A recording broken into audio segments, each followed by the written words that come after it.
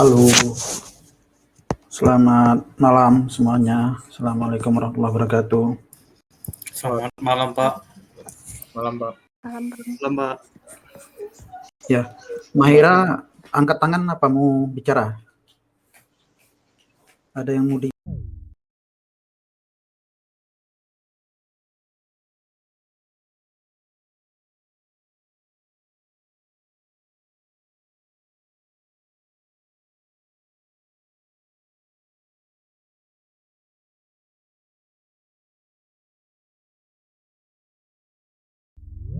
maintenance dan troubleshooting.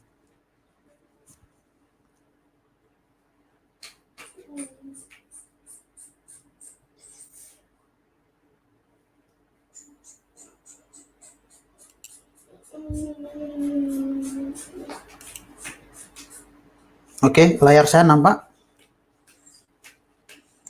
Nampak, Pak. Oke. Di minggu kemarin kita sudah berbicara tentang bias ya, bias komputer.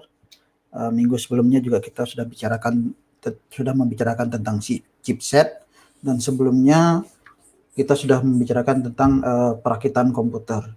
Nah, setelah semua sudah jadi, komputernya sudah terakit dan sudah digunakan, selanjutnya adalah preventive maintenance. Ya, kenapa kita perlu preventive maintenance? Karena yang namanya komputer itu adalah barang elektronik ya. Barang elektronik tentu saja performanya akan menurun seiring dengan waktu. Ya, jadi untuk itu kita perlu preventive maintenance. Nah, sementara troubleshooting itu diperlukan juga ya. Karena troubleshooting itu fungsinya adalah untuk memecahkan trouble atau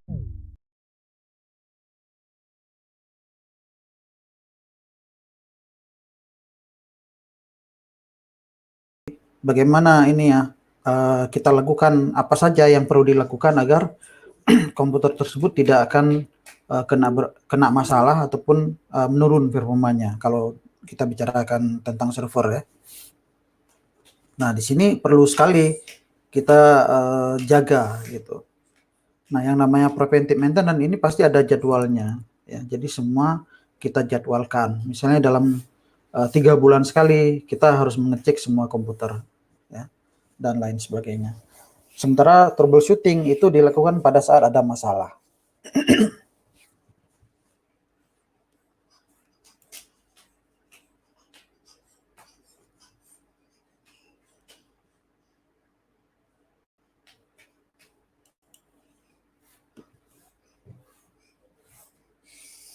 Ini mungkin internet saya agak lambat di rumah. Jadi loadingnya agak ini. Oke, di sini kita bicara tentang benefit ya, benefit preventive maintenance ataupun keuntungan melakukan preventive maintenance.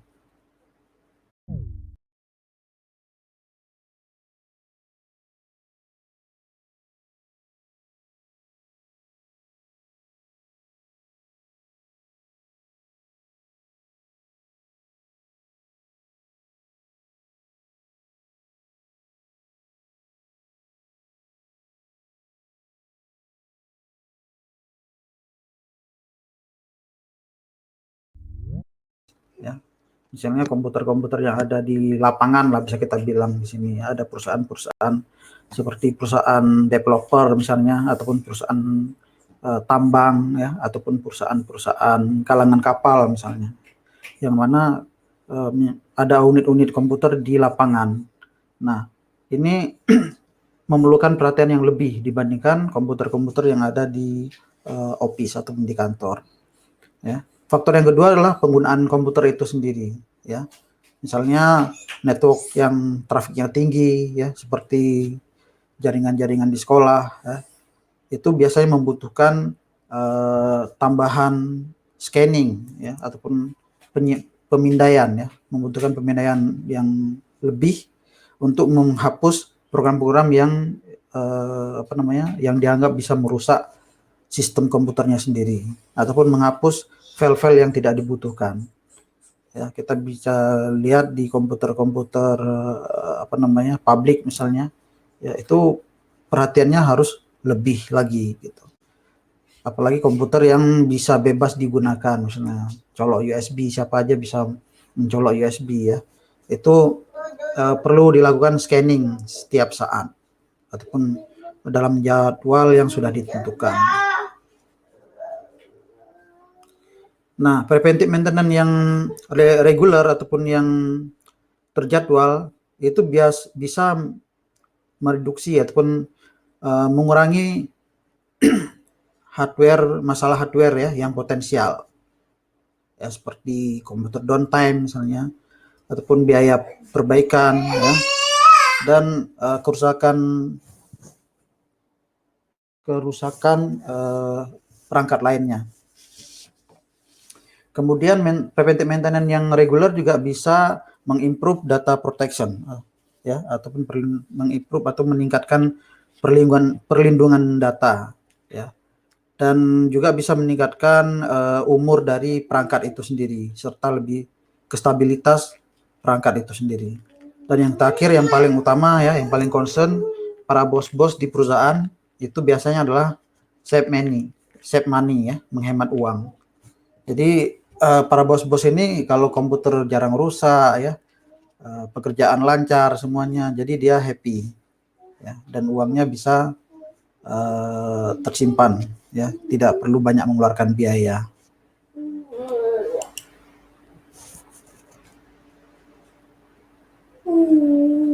Nah, kemudian preventive maintenance tentang debu ya. Di sini kita membicarakan tentang bagaimana menangani preventive maintenance terhadap debu. Ya, kita bisa lihat ya, debu ini biasanya musuh utama barang elektronik ya. Kita bisa lihat di sini ada gambar komputer ya, bagaimana debu itu sudah lengket di casing ya, sampai sirkulasi udara itu tidak bisa masuk lagi ya. Jadi ini mengakibatkan komponen komputer di dalam itu cepat panas. Ya, untuk hal seperti inilah perlu dilakukan preventive maintenance. Nah, kita lihat debu ini bukan hanya di casing ya. Kalau kita lihat kita buka casing itu di dalam biasanya debu juga akan nyangkut di kipas prosesor. Ya, prosesor ada kipasnya itu biasa numpuk di situ. Nah, kalau kipas prosesor berdebu ketutup semuanya, ya itu bisa mengakibatkan komputer overheat. Jadi kalau komputer overheat otomatis dia akan hang, bahkan kalau panas sekali itu komputer bisa auto shutdown sendiri, ya mati. Nah, sekarang bagaimana caranya kita melakukan pembersihan debu di komputer? Ya. Jadi yang pertama kita harus membersihkan ataupun mengganti ya, air filter ataupun filter udara. Biasa kalau casing-casing yang bagus itu ada disediakan filter udara. Ya, jadi kipas casing yang bagus itu bukan hanya kipas saja, tapi ada filternya. Nah, jadi secara terjadwal kita harus mengganti filter tersebut. Ya. Kemudian gunakan kain ataupun pembersih debu ya untuk bagian luar dari komputer. Ya. Kemudian jika menggunakan produk pembersih seperti semprotan misalnya, itu kita harus melakukan dengan jumlah yang sangat sedikit sekali. Ya. Jadi kita semprotkan dalam jumlah yang sangat sedikit sekali. Apalagi kalau misalnya produk pembersih itu berupa cairan. Dan itu disemprotkan bukan langsung di komponen komputer, tapi ke kain ya, kain lap gitu. Disemprot ke kain lap, kemudian kain lap baru dibersihkan tempat yang berdebu atau komponen-komponen yang berdebu tersebut. Nah, biasanya debu yang dari luar itu datangnya itu dari fan ya, dari kipas. Ya, jadi prinsip dari casing komputer itu kan ada kipas, biasanya ada kipas di depan dan ada kipas di belakang. Nah, kipas yang di belakang biasanya itu membuang panas, sementara kipas yang di depan itu biasa menyedot udara dari luar. Karena kan dalam casing komputer itu kan perlu sirkulasi udara. Jadi biasanya itu debu akan menumpuk di kipas yang depan ya pada saat dia menyedot udara dari luar ke dalam casing. Nah, jadi kita butuh perhatian lebih ya di kipas yang paling depan tersebut. Nah, akumulasi dari debu itu biasanya mencegah perputaran udara ke dalam casing, ya, sehingga menurunkan fungsi dari komponen pendingin komputer itu sendiri. Ya, kalau kemarin kan kita bisa lihat ada heatsink yang berupa air, pendingin air gitu dan lain sebagainya. Itu karena ketutup debu itu nggak maksimal lagi dia, nggak bisa maksimal lagi mendinginkan komponen. Nah, biasanya kalau komponen komputer yang panas itu bisa rusak, ya. Jadi bukan hanya komputer aja, semua komponen elektronik kalau overheat dia bisa rusak. Nah, di komputer sendiri itu yang sangat riskan overheat itu adalah prosesor. Ya, yang prosesor baik itu prosesor utama maupun prosesor grafis. Itu biasanya cukup panas sekali. Jadi kipas prosesor mati aja dia bisa menyebabkan overheat. Kalau dilihat di BIOS itu biasanya panasnya prosesor itu bisa mencapai hampir 100 derajat Celcius biasanya. Makanya perlu didinginkan. Kalau didinginkan itu biasanya berada di level 60 sampai 80 derajat Celcius. Itu level amannya. Di atas itu dia akan overheat. Oke, nah tadi kan udah kita bersihkan ya pakai debu dan cairan produk gitu. Nah, kemudian kita perlu membongkar ya. Kita membongkar casing komputer yang berdebu itu kita bongkar semuanya. Nah, kemudian baru kita bersihkan. Nah, di sini ada beberapa cara untuk membersihkan komputer yang berdebu ya. Kita bisa menggunakan kompresor misalnya. Ya, kalau ada kompresor kita bisa semprotkan angin ya ke debu ataupun ke komponen-komponen yang tertutup debu. Nah, ataupun bisa menggunakan vacuum cleaner. Nah, untuk menggunakan vacuum cleaner ini di sini harap hati-hati ya, karena kan di komputer ini barang elektronik dan rentan dengan elektrik statis namanya. Vacuum cleaner itu biasanya menghasilkan elektrik statis yang cukup besar. Jadi kalau misalnya kita membersihkan komponen-komponen elektronik dengan vacuum cleaner itu berpotensi akan merusak komponen elektronik itu. Ya, karena ada listrik statis tadi. Nah, maka kalau itu disarankan untuk membersihkan komponen-komponen elektronik itu dibersihkan dengan cara manual. Ya, dilap ataupun disemprot dengan kompresor. Nah, kalau disemprot dengan kompresor itu perlu kita cek dulu ya, kompresor itu jangan ada mengandung air. Biasanya kan kompresor itu ada mengandung air ya, angin, tapi begitu disemprot itu bisa basah tangan kita.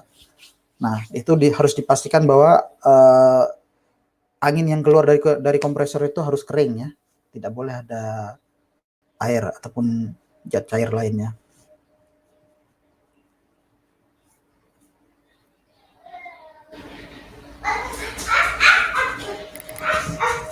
Nah, kemudian air kompresor itu harus kita set itu dari jarak yang aman ya, dari device-device yang sensitif ataupun komponen-komponen yang sensitif. Ya, biasanya komponen-komponen yang sensitif itu kalau di komputer adalah memori, RAM, ya, memori atau RAM dan CPU itu sendiri. Itu biasanya jangan terlalu dekat. Ya, artinya kita menyemprot angin ke situ itu jangan terlalu keras gitu. Ya, kalau keras bisa jadi ada yang pitnya bergeser atau apa, itu bisa menyebabkan komputer tidak berfungsi dengan baik ke depannya. Nah, di sini untuk membersihkan fan dengan kompresor itu kita harap berhati-hati ya. Jadi kadang-kadang kan ada yang kipasnya bukan dari plastik tapi dari metal ataupun seng. Nah, pada saat kita semprot angin ke kipas tersebut itu kan kipas akan berputar. Nah, kalau misalnya kita lagi kerja tanpa sadar kita memegang di area kipas itu bisa melukai tangan kita sendiri.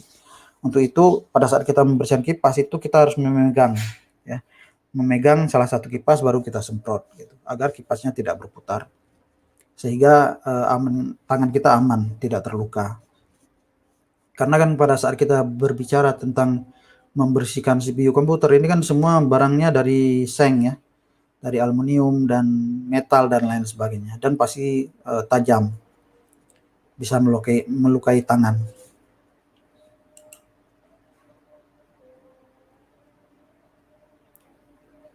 Nah, kemudian tadi sudah dibicarakan tentang membersihkan casing, ya, bagian-bagian luar dan komponen-komponen yang besar. Nah, kemudian lebih internal lagi, ya, komponen-komponen yang lebih internal. Kalau misalnya komputer kita berada di lapangan, itu tentu saja debu-debu itu bukan hanya di casing, tapi bisa masuk sampai ke komponen-komponen yang paling kecil, sampai ke slot-slot yang paling kecil, ya. Untuk itu, maka untuk membersihkannya diperlukan membongkar semuanya, ya. Kalau tadi hanya membongkar casing aja, membuka.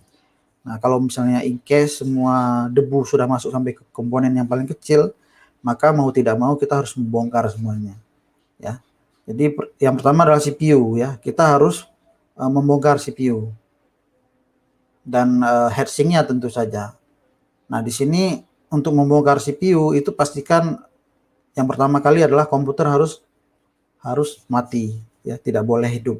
Ya, tentu saja kan kita mau membersihkan komputer, kan nggak mungkin komputer hidup gitu kan. Nah, cuman kadang-kadang ada juga di luar sana orang yang komputer lagi hidup dibersihkan, itu sangat tidak disarankan, ya. Itu sangat berbahaya sekali. Yang pertama bisa melukai karena kipas dan lain-lain, yang kedua bisa melukai karena short elektronik ataupun listrik. Kemudian modul RAM, ya. Modul RAM ini juga harus kita bongkar dan kita bersihkan, kemudian kita pasang kembali dengan baik. Pastikan modul RAM ini tidak longgar, ya. Jadi dia harus terkunci dengan benar, gitu.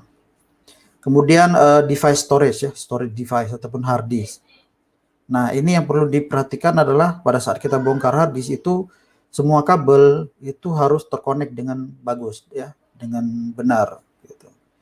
Cek juga tentang kelonggaran kabel dan lain sebagainya.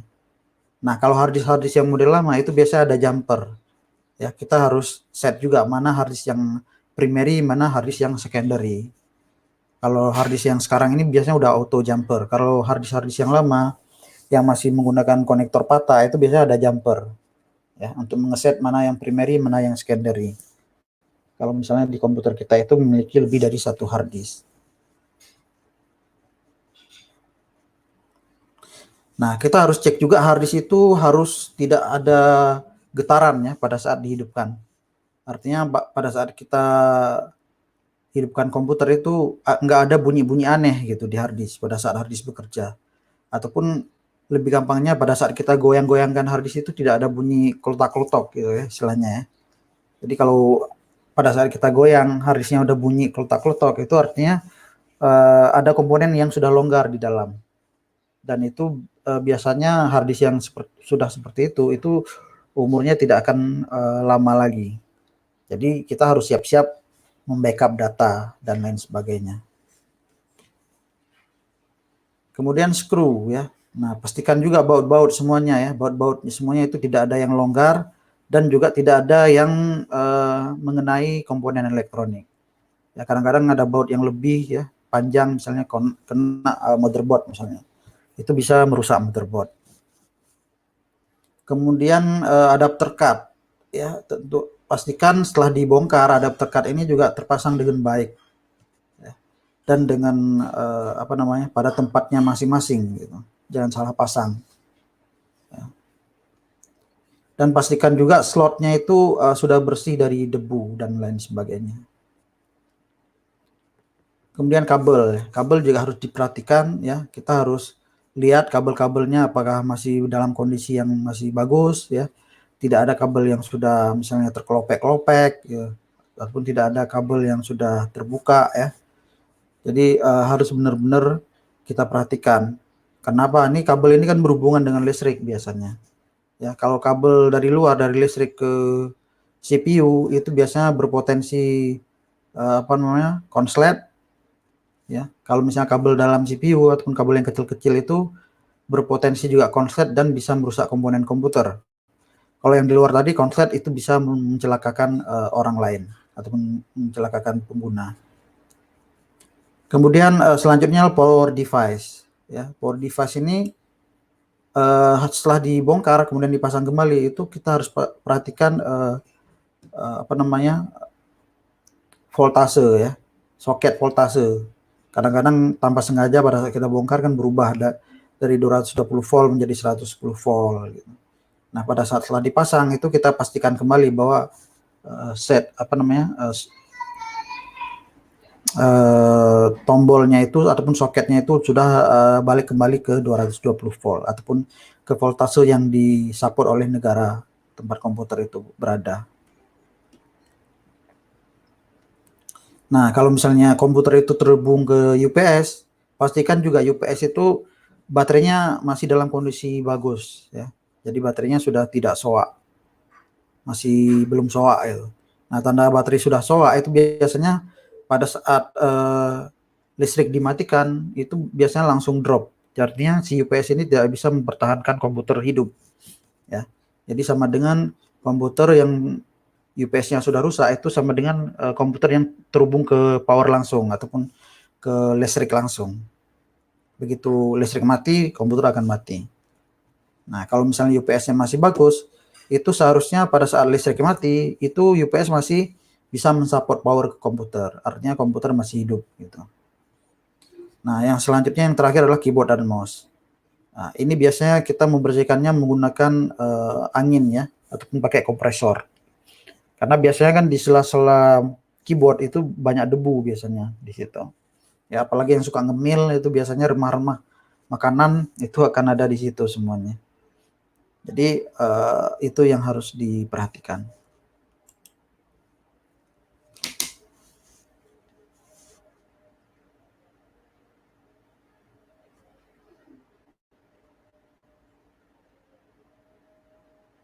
Oke, selanjutnya tentang lingkungan ya. Jadi membersihkan komputer ini bukan hanya komputer itu sendiri, tapi juga kita harus memperhatikan lingkungan di mana komputer tersebut berada. Nah, sebuah komputer itu biasanya dia ada, bukan hanya komputer ya, sebuah perangkat elektronik itu biasanya ada rank tempat dia bisa bekerja ya, biasanya antara 45 derajat sampai 90 derajat Fahrenheit ataupun kalau di Celsius kan itu 7 sampai 32 derajat Celcius. Jadi kalau dalam rank itu komputernya masih aman. Nah, kalau sudah di bawah itu ataupun di atas itu biasanya komputernya bisa rusak.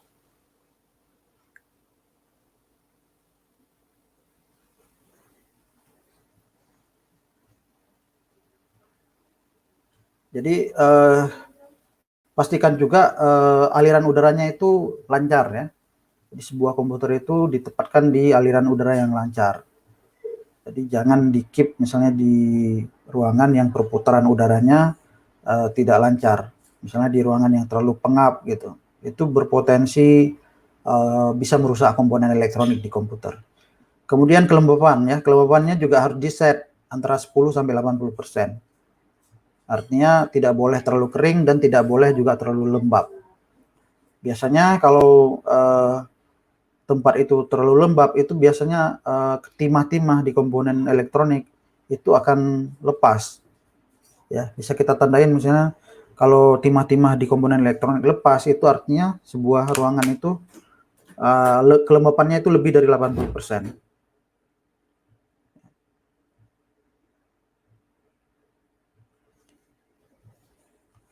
Nah, biasanya temperatur ataupun kelembapan ini sudah direkomendasikan oleh pabrik pembuat komputer. Kalau misalnya kita beli laptop ataupun kita beli komputer yang branded, ya itu biasanya di manual booknya sudah ditentukan di situ ya. Bagusnya disimpan pada suhu berapa ataupun di lingkungan yang bagaimana. Karena itu untuk jangan malas kita membaca manual book. Ya, biasanya kan kita beli laptop ataupun komputer manual book kita buang ya ataupun kita taruh di tempat lain dulu gitu. Ya, jadi manual book itu dibuat untuk keaweten komputer itu sendiri gitu agar komputer yang kita beli itu bisa bertahan lama.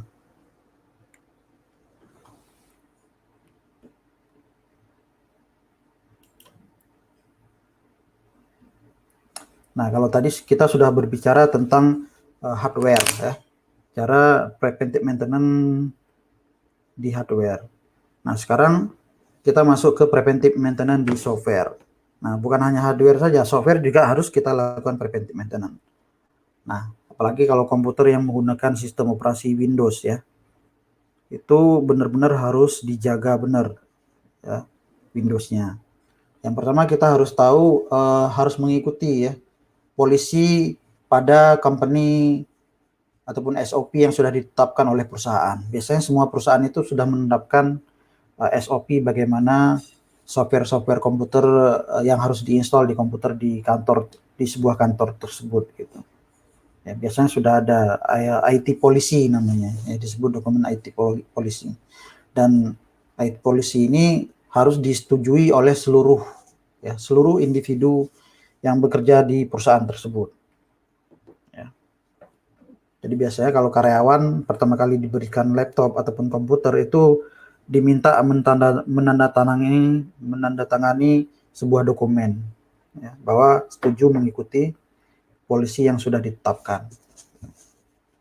Nah, preventive maintenance pada software itu apa aja yang perlu dilakukan ya. Pertama kita harus melakukan review dan menginstal atau memasang program yang berkaitan dengan security dan update driver. Ya, biasanya kalau program kayak firewall, antivirus dan lain sebagainya, dia kan ada update data virusnya. Ya, itu harus dilakukan gitu. Kemudian driver komputer juga ada update-annya ya. Itu juga harus dilakukan. Oke, nah kemudian kita harus menghapus program-program yang tidak digunakan ataupun yang tidak dibutuhkan lagi. Biasanya kan ada komputer yang banyak sekali software-software yang sebenarnya software itu tidak digunakan lagi gitu, tapi ada di komputer tersebut. Nah, itu ada baiknya komputer software-software itu dihapus. Fungsinya buat apa? Fungsinya pertama buat mengurangi penggunaan hard disk, yang kedua untuk mengurangi penggunaan memori. Ya, walaupun misalnya sudah diinstal program di komputer tersebut tapi tidak pernah dijalankan, itu program itu akan memakan sedikit tempat di memori ya dan banyak tempat di hard disk. Maka jika tidak digunakan program tersebut bagusnya adalah dihapus ataupun dibuang. Ya. Kemudian di software juga kita bisa melakukan scan ya, hard disknya kita scan, mana tahu ada bad sector dan lain sebagainya. Ya, ataupun kita bisa melakukan defragment hard disk ya. Defragment hard disk ini maksudnya adalah melakukan perapian file ya. Kita bisa bayangkan hard disk itu seperti file kabinet misalnya. File kabinet yang besar, pada saat kita membuka sebuah data berarti kita mengambil sebuah file ya. Kemudian setelah file itu selesai kita baca, kita menyimpan kembali file itu ke file kabinet tersebut. Nah, bisa kita bayangkan misalnya tadi file itu terletak di sebelah kanan misalnya. Pada saat kita kembalikan, file itu kita letakkan di sebelah kiri. Nah, defragment ini berfungsi untuk merapikan kembali. Jadi file-file tadi yang sebelah kiri itu akan dikembalikan ke letak di sebelah kanan. Ya. Biasanya defragment ini kalau di Windows 7 sampai Windows 10 itu biasanya akan dilakukan secara otomatis jika komputer kita hidup terus-menerus 24 jam.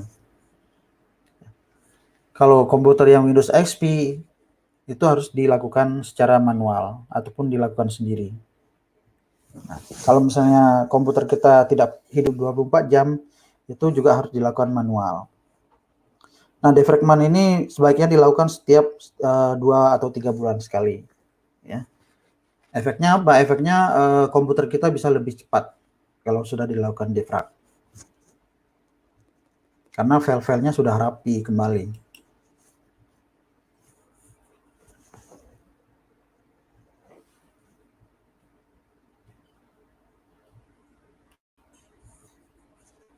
Oke, ini kita skip aja.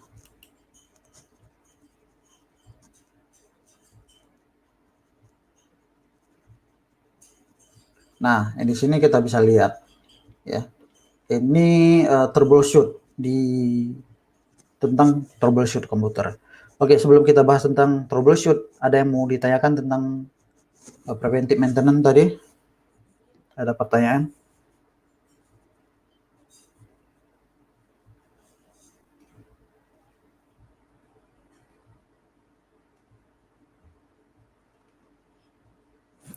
Tidak ada. Kalau tidak ada, kita lanjut ke troubleshoot. Nah, seperti yang saya bilang tadi, troubleshoot ini fungsinya untuk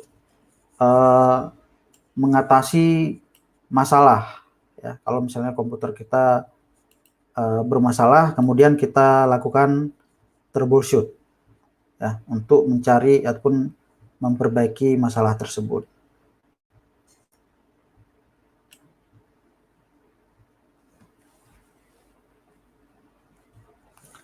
Nah, di Windows itu ada beberapa fitur ya yang bisa kita lakukan untuk melakukan troubleshoot.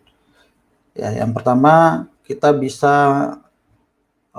refresh Windows tanpa efek your file. Artinya kita seperti restore ke factory default kalau di HP ya, tapi file-file kita tetap ya tidak hilang. Nah, ataupun ada opsi yang selanjutnya ada remove everything dan reinstall Windows. Artinya kita akan menghapus semua data yang ada di komputer kita dan menginstal Windows kembali. Jadi sama seperti hard reset kalau di HP ya, ataupun restore to company setting. Kemudian ada advanced startup. Ini biasanya untuk proses recovery ya. Kalau misalnya ada file-file atau file system yang rusak, kita lakukan recovery, itu biasanya kita harus restart ke advanced startup.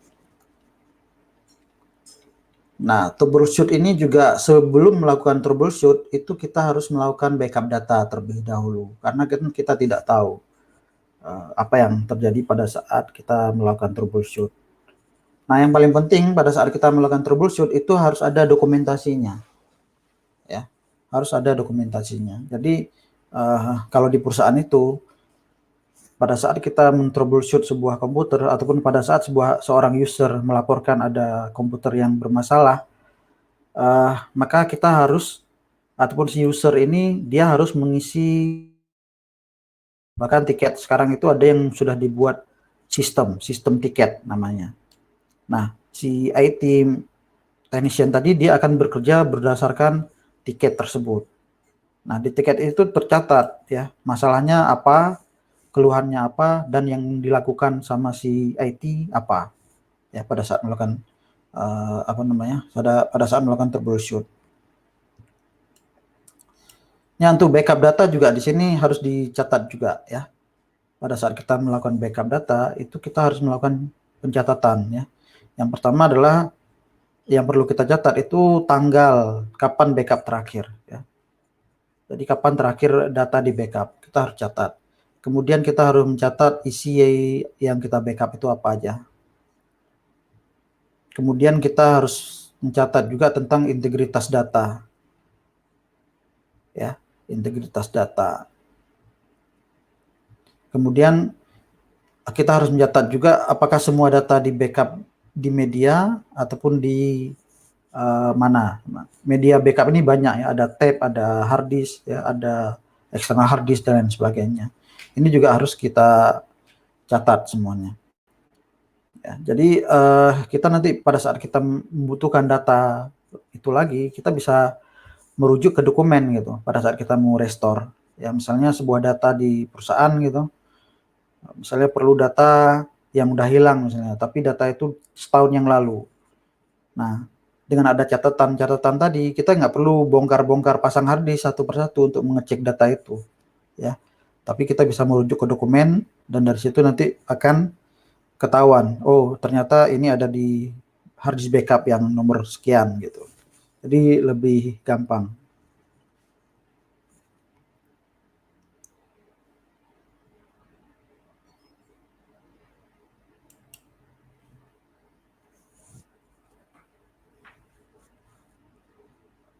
Nah, di sini adalah proses troubleshoot ya. Jadi pada saat kita melakukan troubleshoot itu ada langkah-langkah yang harus kita lakukan ya. Yang pertama kita harus mengidentifikasi masalah. Jadi masalahnya apa aja ya. kita harus identifikasi masalahnya apa. Misalnya komputer nggak bisa hidup gitu. Ya. Nah, kemudian langkah yang kedua, kita menyediakan teori-teori yang mungkin yang mungkin bisa menjadi penyebab masalah tersebut gitu. Ya, teori-teori. Misalnya kalau komputer nggak mau hidup, kira-kira apa aja? Misalnya listriknya mati, gitu, ataupun power socketnya rusak, ya. Itu kita harus sediakan semuanya teori tadi. Gitu. Ataupun secara runut ya, misalnya dari soket listrik yang rusak, ternyata soket listrik nggak rusak misalnya, bagus. Kita urut lagi kabelnya, kita cek kabelnya, oh kabelnya juga masih bagus, berarti ke power supply-nya rusak. Ternyata power supply-nya juga masih bagus, kita turun lagi ya ke misalnya komponen-komponen yang ada di motherboard. Nah, kalau semuanya sudah kita urut ternyata masih tidak bisa ditemukan juga masalahnya, nah berarti itu nanti lompat ke aksi, ke step yang nomor 4 ya, aksi yang kita lakukan. Nah, setelah step yang nomor 2, setelah kita tetapkan teori-teori yang menyebabkan masalah, baru kita tes teori tersebut ya. Ya itu kita tes, kita lakukan gitu. Misalnya dalam pikiran kita soket listriknya rusak, ya kita cek soket listrik, kita tes pakai tes pen apakah ada arus gitu. Kalau ada arus berarti bukan itu. Kita lanjut lagi ke step selanjutnya. Nah, kemudian setelah kita tes di sini kan akan ketahuan masalahnya ya. Begitu ketika tes misalnya soket listrik rusak, kita tes pen nggak ada arus, berarti masalahnya di soket listrik. Nah, kemudian kita tentukan rencananya ya, rencana aksi apa yang akan dibuat gitu. Kalau soket listrik rusak misalnya, ya udah kita ganti soket listriknya ya. Kalau ada masalah yang lain ya kita cari apa solusinya. Nah, setelah kita lakukan dan solusi sudah kita lakukan semuanya, kita harus step yang kelima ataupun langkah yang kelima, kita mengecek kembali ya, apakah komputer tersebut setelah kita troubleshoot bisa berfungsi dengan baik kembali atau tidak gitu. Nah, yang terakhir baru dokumen ya. Jadi harap diingat kalau di perusahaan-perusahaan itu semua langkah-langkah yang dilakukan itu harus ada dokumen yang kita buat ya. Jadi kita harus laporkan ya, istilahnya laporan lah gitu ya. Misalnya komputer ini pernah rusak begini. Pada akhirnya itu diperlukan laporan tersebut untuk menentukan pada saat komputer ataupun unit itu apakah harus diganti atau tidak gitu ya, ataupun untuk melihat nilai bukunya kalau di accounting nanti ya, nilai buku sebuah aset ya. Komputer itu kan di company ataupun di perusahaan itu kan dianggap aset itu ada nilainya. Nah, dari catatan dokumen yang dibuat IT teknisi tadi itu bisa menentukan nilai akhir dari aset tersebut, dan itu berhubungan dengan orang akunting ataupun finance. Nah, jadi perlu dilakukan dokumen-dokumen di sini. Nah, dokumennya apa aja yang harus dibuat di sini? Yang pertama kali adalah masalahnya, kemudian masalah yang ditemukan, kemudian aksinya apa yang dilakukan oleh IT teknisi. Ya, setelah ditemukan masalah, apa yang dilakukan oleh IT teknisi, kemudian outcome-nya bagaimana, hasilnya bagaimana. Ya, itu di dokumen itu harus lengkap semuanya. Jadi masalahnya apa, terus apa yang dibuat oleh si IT, kemudian hasilnya bagaimana.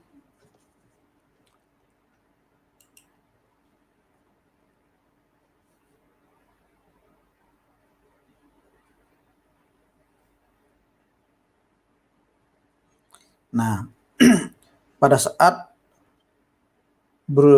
kita mengidentifikasi masalah, itu kan kita biasa berinteraksi sama si user ataupun sama pengguna komputer ya. Nah, untuk itu kita diperlukan netiquette ya, ataupun etiket. Pada saat kita berbicara harus sopan ya. Kemudian gunakan kalimat-kalimat yang umum gitu ya, jangan terlalu teknis ya, karena biasanya end user itu kan orang yang tidak teknik ya, tidak mengerti istilah-istilah dari dari per-IT-an. Jadi kita gunakan istilah-istilah yang umum yang mudah dimengerti oleh end user. Ya, jadi di sini do not use industry jargon ya. Industri jargon itu artinya istilah-istilah teknis. Kemudian pada saat kita menanyakan masalahnya apa, itu harus kita bertanya dengan sopan. Ya. Kemudian jangan mendesak-desak customer ya. Customer ini kita bicara customer bukan artinya customer mau beli barang kita ya, tapi end user di sebuah perusahaan itu juga dianggap customer. Jadi kalau di sebuah perusahaan itu komputer semua kan dihandle oleh bagian IT. Jadi karyawan bagian IT itu harus melayani karyawan-karyawan yang lain di perusahaan yang menggunakan komputer gitu. Ya, jadi karyawan yang lain itu juga dianggap customer ya. Ya. Kemudian jangan menuduh customer yang menyebabkan masalah, itu jangan sekali-kali. Ya, misalnya komputer rusak, langsung kita blame, ini kamu pakainya nggak bener ya, kasar dan lain sebagainya, itu tidak diperbolehkan.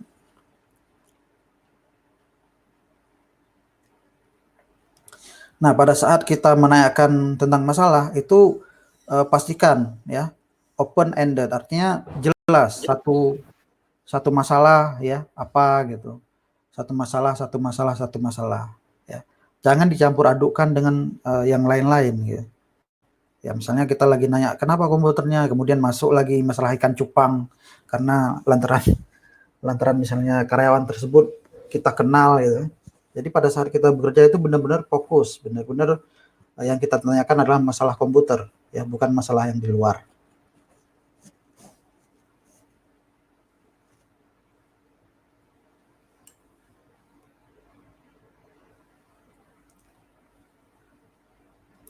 Kemudian dokumen respon, ini biasanya kalau menggunakan sistem ticketing ini ada yang meresponnya siapa gitu. Kemudian bip code, ini juga perlu kita tanyakan. Misalnya kalau ada bip code dan lain sebagainya ya.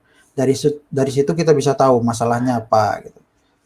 Kemudian kita harus catat juga bias information ya, informasi di bias ya, yang udah kita pelajari minggu kemarin. Nah, udah kita pelajari kemarin kan di bias itu biasanya akan memperlihatkan ya masalah-masalah apa yang muncul di komputer secara dini. Nah, dari situ kita bisa tahu semuanya. Kemudian juga kita harus melihat di event viewer. Kalau di Windows ada namanya event viewer. Ya, event viewer itu akan mencatat apa masalah yang ada di software Windows. Ya, biasanya dia akan mencatat masalah itu terjadi kenapa, itu tanggal dan waktunya. Kemudian keterkaitan masalahnya karena apa, ya. Kemudian sumbernya apa, event ID-nya berapa, itu ada. Ya, coba nanti Anda buka di laptop masing-masing di control panel, kemudian masuk ke administrator dan buka event viewer, di situ Anda perhatikan ya apa aja yang ada terjadi di situ. Nah, itu ya bagi yang menggunakan Windows. Bagi yang menggunakan Linux itu bisa dicek log filenya. Ya, itu ada biasanya ada di varlog ya. Di folder varlog ya, menggunakan OS X ataupun Mac OS ataupun komputer Apple, MacBook dan lain sebagainya, itu juga bisa dicek di log filenya. Itu akan muncul di situ semuanya. Nah, jadi untuk mengidentifikasi masalah, kita perlu buat seperti ini dokumen ini yang ada step 1, identifikasi masalah. Yang pertama adalah customer information ya. Artinya misalnya kalau kita berbicara, kita bekerja di IT support yang dari luar, misalnya mensupport sebuah perusahaan, tapi bukan internal dari perusahaan itu ya, tapi dari luar, itu perlu kita buat customer information ataupun informasi konsumen. Ya, data-data apa yang perlu kita kumpulkan di sini, nama perusahaannya apa, terus nama kontaknya siapa, ya, alamatnya di mana, nomor handphone ataupun teleponnya berapa. Kemudian yang kedua perlu kita catat juga konfigurasi dari komputer. Ya, kita harus catat siapa yang buat, ataupun modelnya apa, ataupun brandnya apa, kemudian sistem operasi apa yang ada di dalam komputer tersebut ataupun yang digunakan komputer tersebut. Kemudian tipe jaringannya apa, ya. Kemudian tipe koneksinya bagaimana. Baru masuk ke dalam masalah ya, problem description atau deskripsi masalahnya. Jadi deskripsi masalah ini yang kita tuliskan di sini, apa yang kita tanyakan ke end user tadi, ke konsumen tadi, satu persatu. Ya, misalnya komputer nggak bisa hidup gitu. Kenapa komputer nggak bisa hidup? Nanti kan dia jelaskan, saya tekan tombol power, komputernya nggak bisa hidup, nggak ada respon apa-apa. Ya, kita tulis di sini. Ya, tekan tombol power, komputer tidak respon apa-apa. Nah, ataupun pada saat ditekan tombol power ada bunyi beep sekian-sekian gitu. Ataupun ada bunyi seperti konslet ya dan lain sebagainya. Itu kita tulis di sini. Jadi problem description. Kemudian kalau misalnya di BIOS itu ada pesan error, apa pesan errornya ditulis. Kalau ada bunyi beep, nah berapa kali bunyi beepnya. Ya. Kemudian lampu LED juga kita lihat ya ada nyala nggak lampu LED yang ada di CPU-nya, di casing. Kemudian POS, hasil dari POS BIOS-nya bagaimana. Ya, ini kita tulis semuanya, diidentifikasi masalah ataupun identify the problem.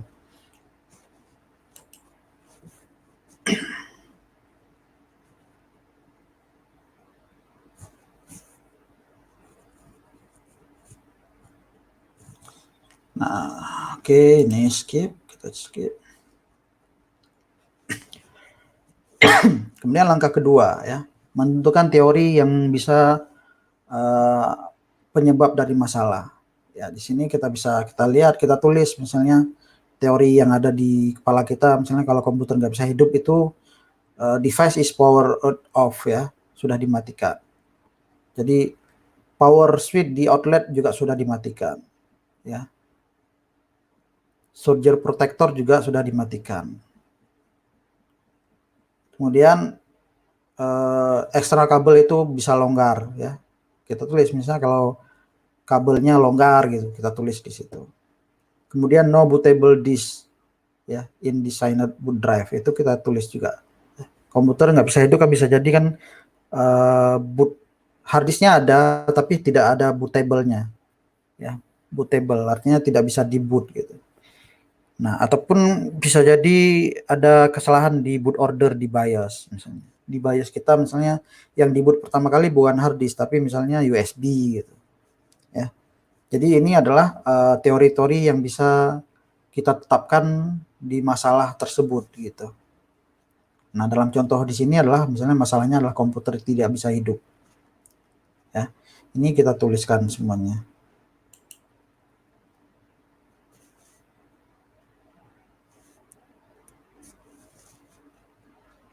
Kemudian langkah ketiga adalah mengetes teori yang tadi.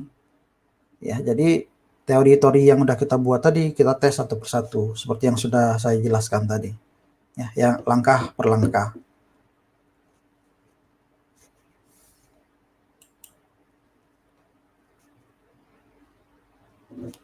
Nah, kemudian setelah kita tes ternyata masih bermasalah juga, baru kita tentukan aksinya. Ya, aksinya apa yang akan kita lakukan. Kita lihat di sini misalnya tidak bisa kita handle lagi ya.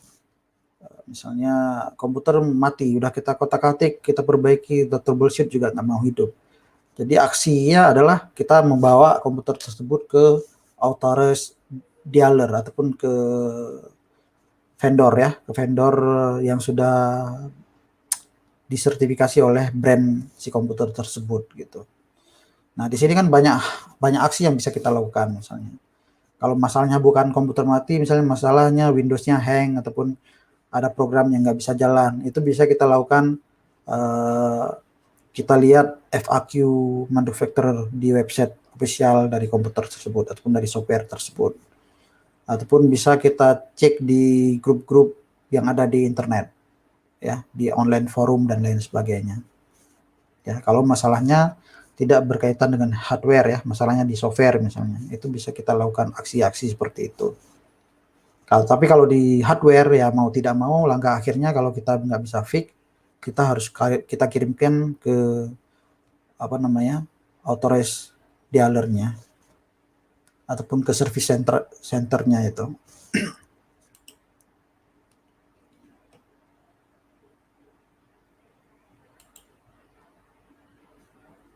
Kemudian yang langkah kelima adalah verify ya.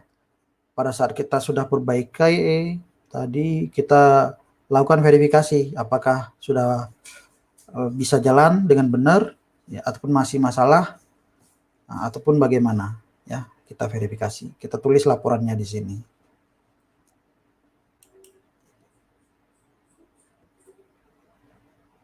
Nah, kemudian baru kita tulis dokumen-dokumen aksinya dan hasilnya. Ya, di sini dibuat contoh ini. Yang pertama adalah discuss the solution implemented with customer. Jadi kita mendiskusikan solusi yang sudah diterapkan dengan konsumen. Ya, kemudian pastikan konsumen sudah memverifikasi masalah sudah diperbaiki. Ya. Kemudian sediakan ke customer semua paperwork. Artinya ya laporan-laporan tadi yang harus ditandatangani dan lain sebagainya, ya. Jadi kan perlu bukti bahwa komputer tersebut IT itu sudah melakukan perbaikan gitu. Jadi bukan hanya pakai verbal, ya. Kalau istilahnya itu by moncong, ya, istilahnya pakai mulut. Jadi kalau di IT di company itu tidak berbicara by moncong ataupun pakai mulut ataupun secara verbal, ya. Semuanya harus tertulis. Jadi ada laporannya. Kenapa? Karena penilaian terhadap IT itu didasarkan nanti berdasarkan laporan-laporan yang sudah dibuat itu, gitu. Ya, biasanya kalau di perusahaan-perusahaan besar itu performa seorang IT itu ditentukan dengan itu, ya. Biasanya setiap bulan itu sudah ditentukan target-targetnya, ya. Biasanya dia harus mengasis sekian banyak customer misalnya dalam satuan 1 bulan dan lain sebagainya. Makanya dari situ nanti penilaian terhadap personal IT itu ditentukan oleh manajemen.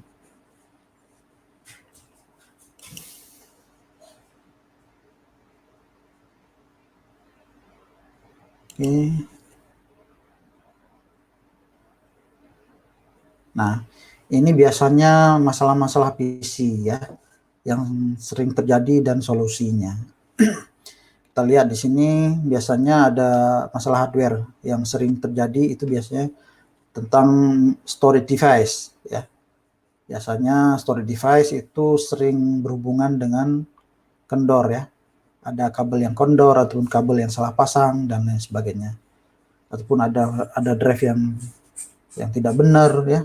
Atau format media yang salah, ataupun jumper yang salah, atau BIOS setting yang salah. Ini biasanya masalah-masalah yang berhubungan dengan storage device ataupun masalah dengan hard disk.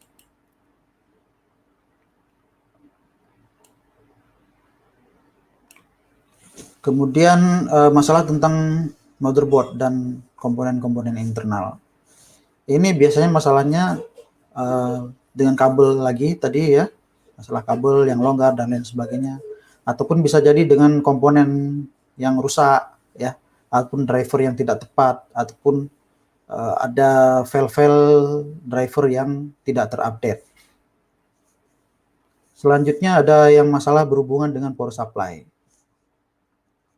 Nah, ini biasanya masalahnya power supply-nya rusak, ya, ataupun koneksi kabelnya yang longgar, ataupun watt yang tidak benar.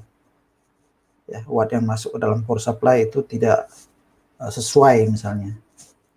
Misalnya power supply kita butuh 1000 watt gitu, sementara watt yang ada di rumah kita ataupun di kantor hanya bisa menyuplai 700 watt, ya. Itu juga tidak bisa menghidupkan komputer. Kemudian masalah dengan CPU, ya, masalah dengan CPU ataupun memori. Nah, biasanya prosesor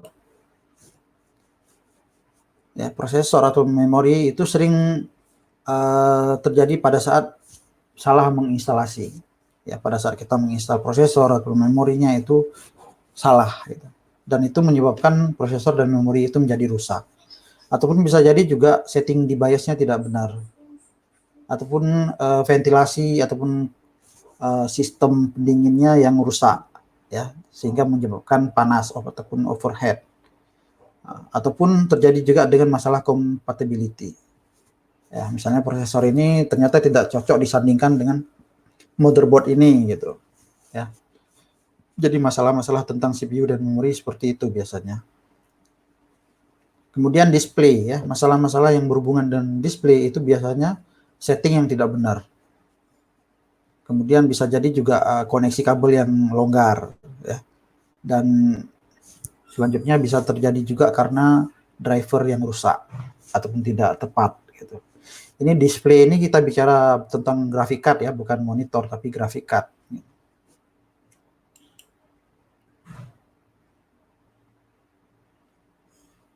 Nah, ya di sini kita lihat. Biasanya masalah-masalah yang berhubungan dengan hard disk ini, dengan storage device.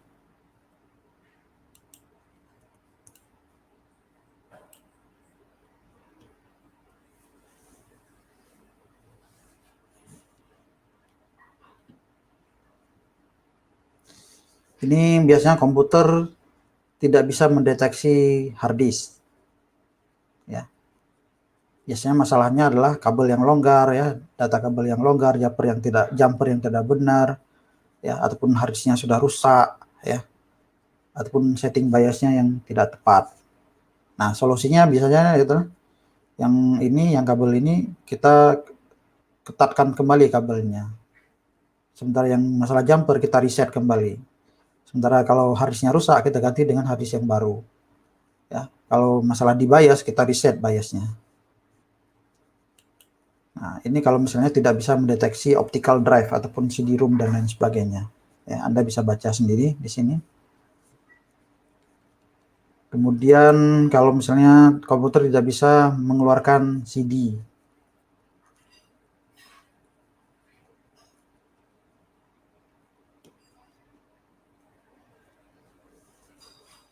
Oke. Kemudian komputer tidak bisa mengenal removable ataupun external drive ya, seperti USB ataupun hard disk dan lain sebagainya. Ini masalahnya bisa jadi possible masalahnya ada di sini, kemudian apa yang bisa dilakukan ada di sebelah sini. Ya, kemudian masalahnya misalnya media reader tidak bisa membaca memory card. Ya, kita bisa lihat di sini masalahnya di sini, solusinya ada di sini. Kemudian misalnya menyimpan data dari USB itu lambat ya. Itu biasanya masalahnya dari motherboard yang tidak support misalnya USB 3. Maka kita harus mengganti motherboard yang support ke USB 3. Ataupun kita beli expansion card yang USB 3 expansion card, kita install di motherboard tersebut. Ataupun portnya tidak full speed di BIOS. Ya, kita setting di BIOS itu tidak full speed, maka kita bisa set BIOS-nya menjadi high speed ya. Jadi bisa kita lihat di sini. Ini adalah masalah-masalah yang umum bisa terjadi di komputer. Nah, ini tentang masalah internal komponen ya, nanti Anda bisa baca satu-satu.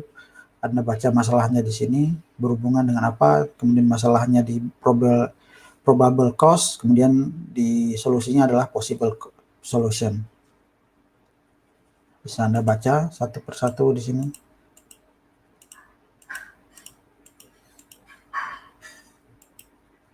Selanjutnya masalah dan solusi yang berhubungan dengan power supply. Ya, komputer tidak bisa hidup, ya, ataupun komputer reboot ataupun mati mendadak ya. Bisa kita lihat di sini.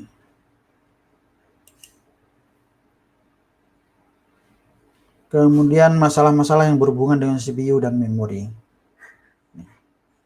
Ya, ada di sini. Dan ini udah saya jelaskan juga tadi.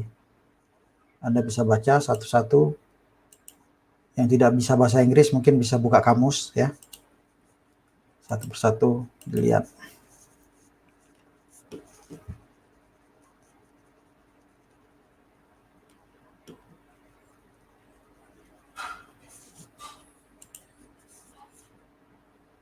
Kemudian ini adalah masalah-masalah yang berhubungan dengan graphic card.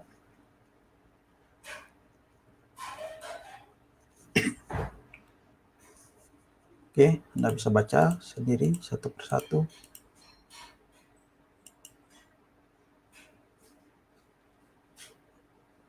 Nah, ini yang saya bilang tadi penting banget ya. Jadi kita sebagai orang IT ini bukan hanya berkutat dengan teknis dan hardware ya, tapi juga kita harus memiliki catatan-catatan ya ataupun dokumen-dokumen. Nah, di sini penting banget ya, hal tersebut penting sekali karena pada saat kan masalah ini biasanya akan berulang-ulang ya. Nanti komputer ini terjadi masalah. Nanti ada komputer lain yang terjadi masalah yang sama gitu. Jadi dengan adanya catatan, jurnal, laporan dan lain sebagainya, kita tidak perlu mencari-cari lagi ya, kita cukup merujuk pada jurnal yang sudah kita catat sebelumnya gitu untuk memperbaiki komputer yang bermasalah tersebut.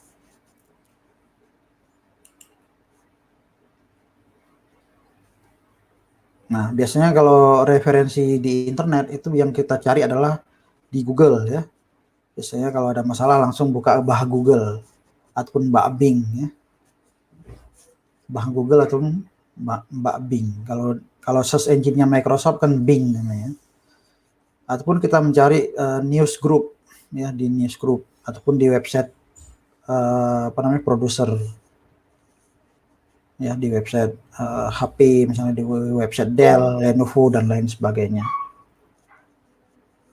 Kemudian di online forum juga ya kita bisa lihat, kemudian di website-website teknikal, kemudian juga di manual online di internet ya. Biasanya manual itu kan selain yang di print itu kan ada yang manual online ya berupa e-book dan lain sebagainya.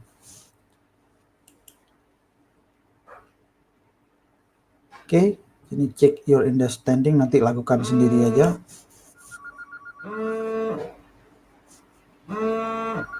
Sebentar ya, ada yang nelpon. Halo. Halo, halo. Ya, lagi ngajar aku Om. Ya, nanti aja ya. Lagi ngajar. Oke, ya.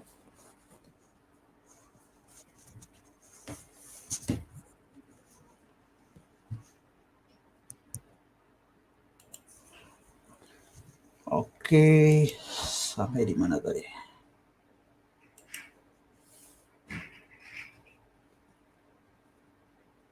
Nah, ini biasanya problem-problem yang lebih lanjut ya, lebih dalam lagi. Kita bisa lihat misalnya tentang RAID ya. Biasanya problem-problem yang lebih dalam ini itu berhubungan dengan dengan server dan lain sebagainya.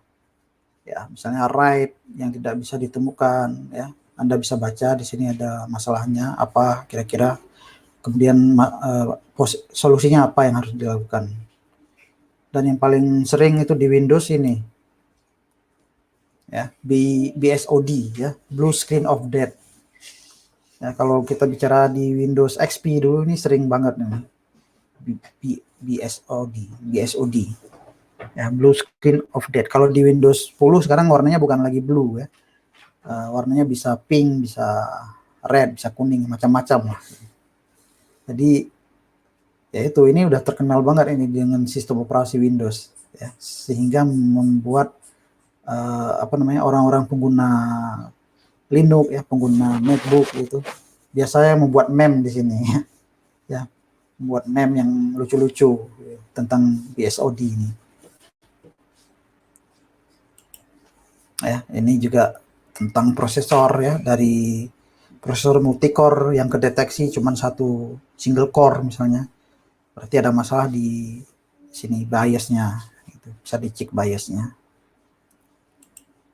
Ya, nanti Anda bisa baca sendiri semuanya. Oke, lab ya, lab. Nah, kita nggak perlu buat lab ini, cuman di sini perlu Anda ketahui ya. Di sini pada saat kita bekerja dengan komputer itu kita memerlukan tool-tool yang tepat ya. Jadi tool-tool yang tepat itu yang pertama adalah Anda wajib memiliki obeng-obeng yang tepat gitu. Ya, obeng itu disesuaikan dengan baut-baut yang ada di komputer. Kemudian Anda juga harus memiliki multimeter ya, atau multitester. Ya. Kemudian Anda harus mempersiapkan juga dengan peralatan untuk membuang listrik statis di badan Anda. Karena kan badan kita ya, badan manusia ini kan ada listriknya gitu, ada listrik statisnya. Jadi itu harus kita buang. Biasanya bentuknya berbentuk gelang nanti. Anda bisa searching sendiri di internet untuk mencari alat untuk menghilangkan listrik statis di badan. Kemudian bila perlu Anda bisa melengkapi dengan sarung tangan. Ya, karena kan kita bekerja di casing komputer ya, dengan yang tajam-tajam ya, seperti ini akan sangat aman bila menggunakan sarung tangan.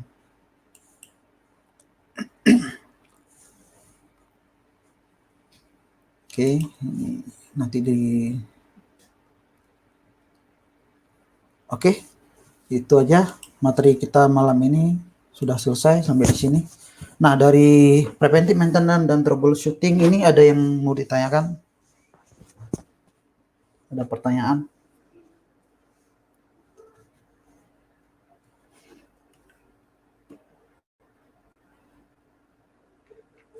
Atau sudah paham semuanya yang saya jelaskan?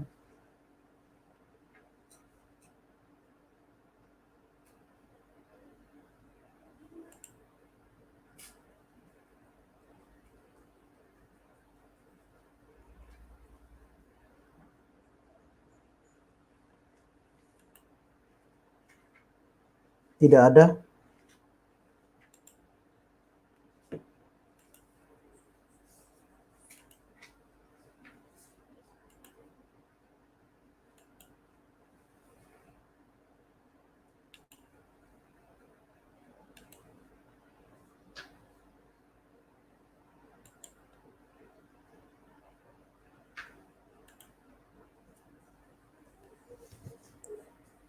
Oke, kalau tidak ada, mungkin sampai di sini aja perkuliahan kita malam ini.